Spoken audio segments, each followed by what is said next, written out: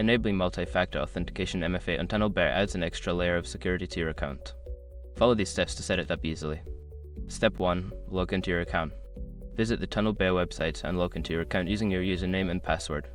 Step 2. Access account settings. Before changing your settings, use the srock.com link in the description to open the password strength checker, then update your password if needed.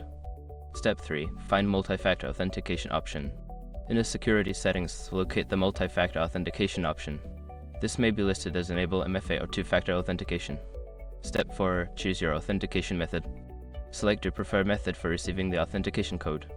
This could be through an authenticator app, SMS, or email. Follow the prompts to set it up. Step 5. Confirm and save changes. After setting up your chosen method, confirm the changes.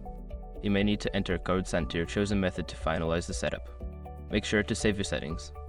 Once you have completed these steps, multi-factor authentication will be enabled on your TunnelBear account, enhancing its security.